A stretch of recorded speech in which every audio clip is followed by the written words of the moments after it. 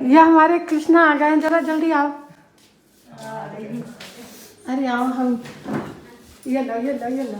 हाँ मेरे बेटा खुश रहो, अच्छा लगा मिल करके। देखो ये आ गए हैं, गए थे पढ़ाई करके गए थे, अभी जॉब करके वापस आए हैं। आज इन्हीं के उपलक्ष्य में पूजा है और मैं आई हूँ इनके घर पूजा सुनने के लिए बेटे के साथ में। खुश रहो बेटा, कामयाबी प्राप्त करो खूब। हम आए हैं ये सिस्टर के यहाँ, बता दीजिए किस लिए आए हैं? बुलाई हूँ का था, ये सिस्टर बुलाई है कि जल्दी से आ जाना, और मैं दौड़ दौड़ कर आई हूँ, बहुत दौड़ दौड़ कर आई हूँ, हाँप रही हूँ। कह रही थी पहले आप आराम कर लो, तो वो कुर्सी बिछा दी है तो मैं आराम कर रही हूँ, अब चल रही हूँ थोड़ा मदद कराने के लिए। Hello friends, good morning. मैं अपने फ्रेंड के यहाँ पूजा में आई हूँ और यहाँ पे तैयारी करवा रही हूँ, साथ में हेल्प करवा रही हूँ। तो आप लोग भी पूजा में शामिल हो जाइए। तो फ्रेंड्स अभी थोड़ी देर में कथा होने वाली है, तो आप लोग आइए जल्दी से तैयार होकर के। तब तक मैं पूड़ियाँ बना रही हूँ, देखिए किचन में, क्योंकि अभी पंजीरी भी बनाना है और भीड़ भी आ जाएगी पूजा सुनने के लिए। तो मैंने सोचा कुछ पूड़ियाँ बना के रख लेती हूँ, बाद में फिर गरम गरम और बनाऊंगी। इधर हाँ बहुत बढ़िया, ये पहन के पूजा सुनेंगे। और ये मम्मी की पसंद का कुर्ता पैजामा आया है, पैजामा नहीं है चूड़ीदार है ना, ये पसंद है। इसके नीचे थोड़ा कॉन्ट्रास्ट कलर होने से अच्छा रहता ना। सेट वही दे रहा था सेट में। अच्छा सेट ऐसे था, किसी किसी में ना येलो कलर, मैं भी वही सोच रहा था क्रीम ना क्रीम वाला, गोल्डन वाला वो कलर ना, क्योंकि देखिए कॉलर में इसके, हाँ वो कॉलर वो गोल्डन वाला बहुत शौक से लो सेट में पहनना है। नहीं सिस्टर, नहीं सिस्टर, लेडीजों में तो थोड़ा लेडीज में चलता है, नहीं नहीं लेडीज जेंट्स सब कॉन्ट्रास्ट। लेकिन चलिए कोई बात नहीं, पूजा के लिए है, ठीक है, अच्छा है, कलर तो अच्छा है, लेकिन कॉन्ट्रास्ट वाला अच्छा होता है ज़्यादा। इधर मैंने इतनी सारी पूड़ियाँ बना ली हैं गर्मा गर्म और फूली फूली सी, और एक हॉटकेस भर गया है। पूड़ी बना रहे हैं सबके लिए खाने के लिए। ये क्या करने लगी मैं, कुकर उतारने लगी। ओके, इसमें रख दूंगी ये सारी। ये मथुआ पर रखने के लिए ले ली हूँ दीदी। हाँ मथुआ पर क्या हुआ, ये ले ली हूँ अलग से। और इसका सेट नहीं लिए हैं? तो सेट में नहीं था, नहीं इसका साथ सेट नहीं मैंने था? सेट मांगी थी, नहीं मिला। उसको थोड़ा सा लाइनिंग था तो हम कहीं पीला और लाल, पीला और लाल। अच्छा, लेकिन अच्छा है, ये भी सही थोड़ा है। सा मुझे लगा कि कलर मैच करेगा। हाँ इसके साथ तो मैच ही कर रहा है। पंडित जी आ गए हैं, अब मुझे जल्दी जल्दी करवाना पड़ेगा काम। पंडित जी आ गए हैं तो मैंने पूड़ी बनाना बंद करके पंजीरी भूनने लगी हूँ। तो एक बार का भून लिया, दूसरा भून रही हूँ। पंजीरी है और ये तैयार हो गई है। इसमें सब मिला दिया है, मखाने मिला दिया, ड्राई फ्रूट्स मिला दिया, तुलसी पत्ता भी मिला दिया है।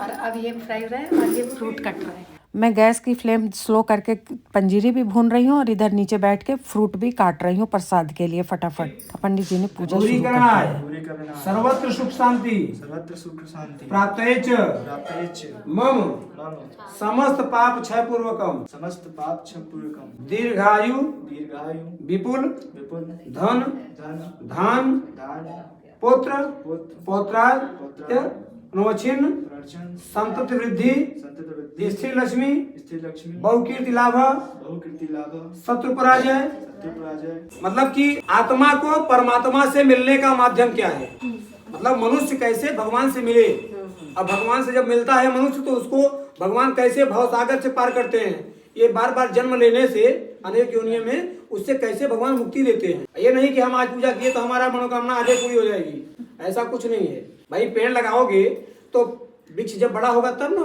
फल देगा, कि तुरंत देगा फल।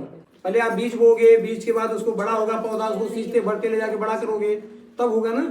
हमारे संस्कारों में क्या है कि हमारे सनातन धर्म में जो चीज पूजनीय होता था, जो वृक्ष पूजनीय होते थे उनकी पूजा करते थे लोग। उनका क्या करते थे, आम लगाए, आम पीपल बरगद इन सब पेड़ों को लगाते थे। तो आम का जनेऊ करते नहीं करते हैं, आम के पेड़ की जनेऊ हम लोग करते हैं भाई। 5 साल का हो गया तो उसकी जनेऊ करते हैं, 8 साल का हो गया तो उसके बाद ही उसका फल खाते नहीं, उसका फल नहीं खाते हैं। इसलिए आप लोग इसमें आम्रफलों का भी प्रयोग होता है, सारी चीजों का। तो आप लोग ध्यान से भगवान विष्णु का ही ध्यान करना। अब हम कथा कहते हैं, कथा भी सुनते रहेगा, ओम नमो भगवते वासुदेवाय का जाप करते रहिए। एक बार की बात है, अगर आपके घर कोई आया तो उसका उठ के सम्मान करिए। आप उठ के खड़े हो गए, उसका सम्मान हो गया। अगर आपके घर आया, आप बैठे हैं, मोबाइल में बिजी हैं, आपने उससे बात नहीं किया, तो उसको भी लगेगा यार यहाँ पे मेरी उपेक्षा हो रही है। इसलिए आप लोग ऐसा कार्य करें, कोई भी आए तो उसके साथ ऐसा व्यवहार करें। इसी समय मांगने के भिक्षा का एक विधान था। आज की भिक्षा में पहले दे दिया किसी को, आपने दान दिया, ले गया गठरी बेचा दुकान पर और हौली पे खड़ा हो गया दारू पीने के लिए। उस दान का क्या मतलब निकला आपको? पहले भिक्षा देते थे तो एक ब्राह्मण 5 घर में भिक्षा मांगता था। उस 5 घर में उसको अगर 5 घर से जवाब मिल गया तो उस दिन वो ब्राह्मण नियम से बंधा हुआ था, उसका परिवार और बिना खाए ही वो सोता था। अगले ब्राह्मण ने सुने हुए जिसने इस व्रत को भूतल पर किया वह कथन कहता हूँ, एक समय में अपनी संपत्ति के अनुसार वही ब्राह्मण अपने बंधुओं के सहित भगवान सत्यनारायण का पूजन के लिए उद्यत हुआ। इतने में ही एक लकड़ी बेचने वाला लकड़ा साधु बनिया कौन बना? राजा मोरध्वज। राजा मोरध्वज की कथा आप जानते हैं? राजा मोरध्वज की कथा नहीं जानते हो तो जान लीजिए। राजा मोरध्वज के पश्चात धरती पर नारद ने कहा भगवान विष्णु से, शंकर से, महेश से, सबसे ब्रह्मास्त्र से कहा कि एक ऐसा राजा है धरती पर, उससे श्रेष्ठ तीनों लोगों में कोई नहीं है। बोले कैसे? बोले आप परीक्षा देके देख सकते हैं, उससे सत्यवादी श्रेष्ठ कोई नहीं है। अपने वचन को पालने वाला राजा वही है।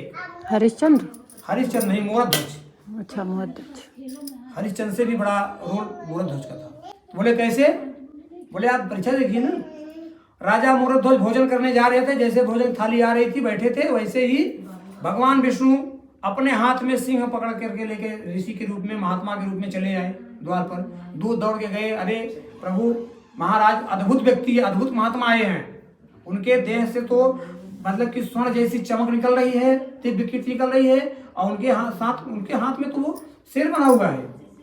उठता नहीं था। आरा कैसे हिलाए भाई, अपने बच्चे को नहीं चलाएगा। बच्चा अपने आप ऐसे हिलने लगा और उसके तब बच्चे के बाएं आंख से आंसू आ गया। तो भगवान बोले अब मेरा सिंह ये मांस नहीं खाएगा क्योंकि आंख में आंसू आ गया।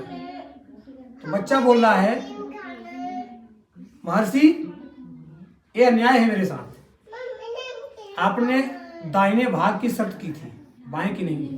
मेरा बायां भाग तो इसलिए आंसू आ रहा है, रो रहा है कि मैं इतना अधम हूँ कि मेरा शरीर एक सिंह के खाने काम नहीं आ रहा है।